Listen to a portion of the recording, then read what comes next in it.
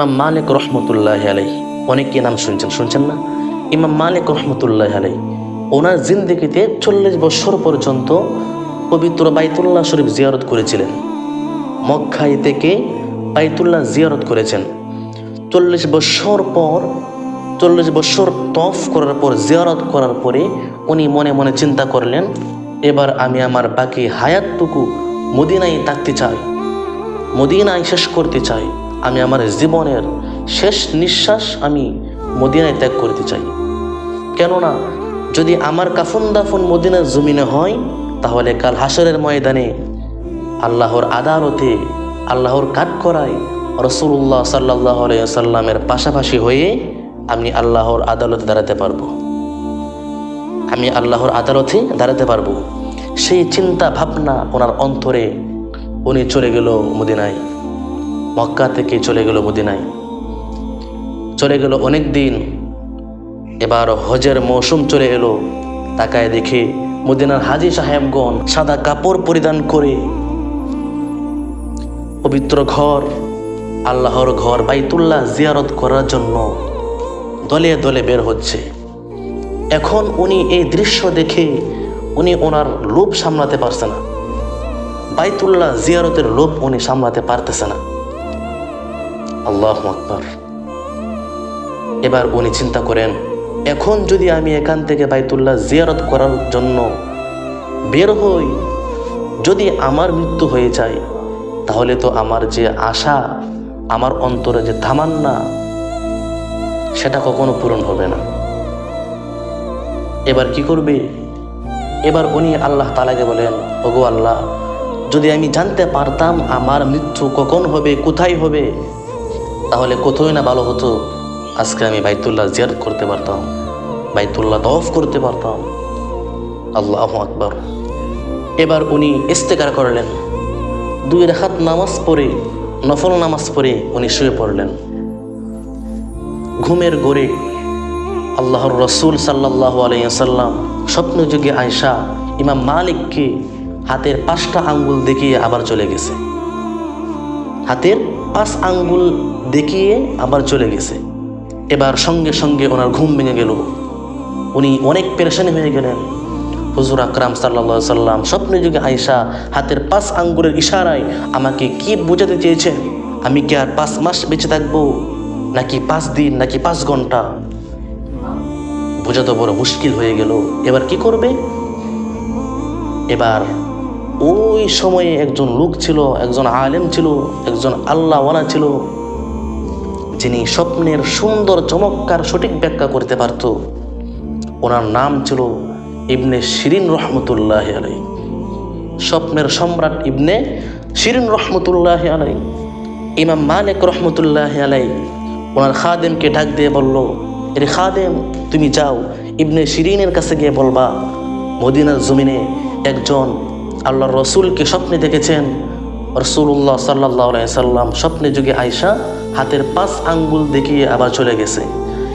এই 5 আঙ্গুলের ইশারায় হুজুর সাল্লাল্লাহু আলাইহি সাল্লাম কি বুঝাইছেন, কি বোঝাতে চেয়েছেন, তার ব্যাখ্যা করার জন্য তুমি তার ব্যাখ্যা জেনে আসবা, যাও।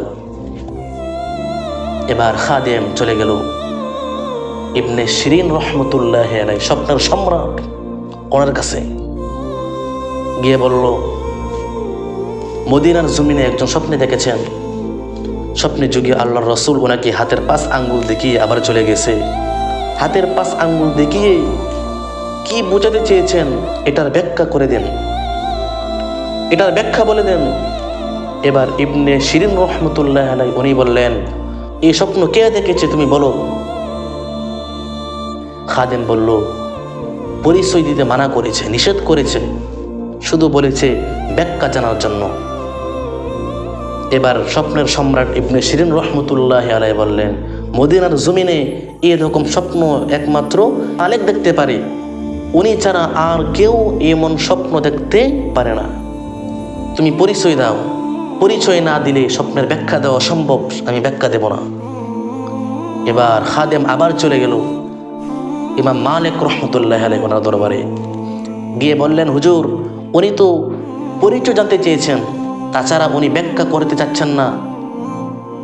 উনি আবার এটাও বলেছেন, মদিনার জমিন একমাত্র আপনি ছাড়া নাকি এমন স্বপ্ন আর কেউ দেখতে পারে না। এবার ইমাম মালিক বললেন, যেহেতু উনি জেনে গিয়েছেন, তাহলে আর পরিচয় লুকায় লাভ কি, যাও তুমি যাও, গিয়ে পরিচয় দাও আমার। আবার চলে গেল খাদেম, গিয়ে বলল, ইমাম মালিক এই স্বপ্ন দেখেছেন। উনি ব্যাখ্যা জানার জন্য, ওনার স্বপ্নের ব্যাখ্যা জানার জন্য উনি অনেক পেরেশানি হয়ে আছে, আপনি এই স্বপ্নের ব্যাখ্যা দিয়ে দেন।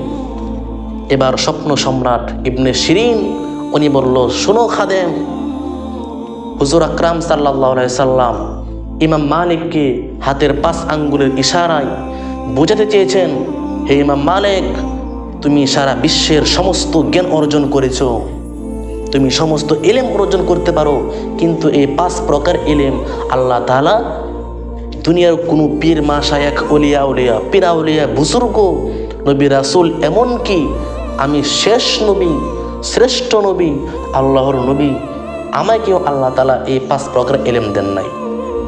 সুবহানাল্লাহ, সুবহানাল্লাহ। এই 5 প্রকার ইলম আল্লাহ তাআলা ওনার বিশেষ ইলমে সংরক্ষিত রেখেছেন। হুজুর আকরাম সাল্লাল্লাহু আলাইহি সাল্লাম স্বপ্নযোগে হাতের 5 আঙ্গুলের ইশারায় বলেছেন, নম্বর 1, কখন কিয়ামত হবে এই জ্ঞান আল্লাহ তাআলা দুনিয়ার কোনো পীরাউলিয়া ওলিয়া উলিয়া বুজুর্গ পীর মাশায়েখ এমনকি কোনো নবী রাসূলকে দেন নাই। কখন কিয়ামত হবে, কিয়ামতের জ্ঞান কাউকে দেওয়া হয় নাই। নম্বর 2, মায়ের গর্ভে সন্তান ছেলে নাকি মেয়ে এটা বোঝার জন্য এই জ্ঞান দুনিয়ার কোনো ডাক্তার, দুনিয়ার কোনো ইঞ্জিনিয়ার, দুনিয়ার কাউকে এমনকি নবী রাসূলকেও দেওয়া হয় নাই। নম্বর 3, কোথায় কখন বৃষ্টি হবে এই জ্ঞানও আল্লাহ তাআলা ওনার কাছে রেখেছেন, দুনিয়ার কোনো নবী রাসূল পীরা উলিয়া ওলিয়া উলিয়া এমনকি শেষ নবীকেও দেওয়া হয় নাই। নম্বর 4, কার কোথায় রিজিক আল্লাহ তাআলা রেখেছেন এটা একমাত্র আল্লাহ তাআলাই জানেন, দুনিয়ার কাউকে এই জ্ঞান দেন নাই। সে আগামীকাল কি উপার্জন করবে, তার রিজিকে কি আছে, এটা একমাত্র আল্লাহই ভালো জানে, এটা একমাত্র আল্লাহ তাআলাই ভালো জানেন। এই জ্ঞান দুনিয়ার কাউকে দেওয়া হয় নাই। নম্বর 5, কার কখন কোথায় মৃত্যু হবে, কার কখন কোথায় মৃত্যু হবে এই জ্ঞান আল্লাহ তাআলা দুনিয়ার কোনো পীরাউলিয়া ওলিয়া উলিয়া পীর মাশায়েখ বুজুর্গ নবী রাসূল এমনকি শ্রেষ্ঠ নবীকে দেওয়া হয় নাই। কার কখন মৃত্যু হবে, কার কোথায় মৃত্যু হবে এই জ্ঞান আল্লাহ তাআলা ওনার কাছে রাখছেন, দুনিয়া কাউকে দেন নাই। এই জন্য যুবক ভাই আমার, একটু দিলটাকে নরম করো। যখন মুয়াজ্জিন ডাকে, হাইয়া আলাস সালাহ, হাইয়া আলাল ফালাহ, আসো কল্যাণের জন্য আসো।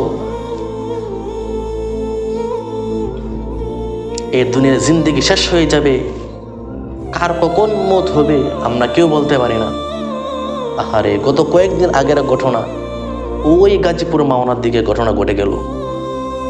আমি যখন গাড়ি দিয়ে আসতেছিলাম ময়মনসিংহের পথে, তখন দেখলাম বাইক দুর্ঘটনায় এমন এক অ্যাক্সিডেন্ট হয়েছে, এমন এক মৃত্যু হয়েছে।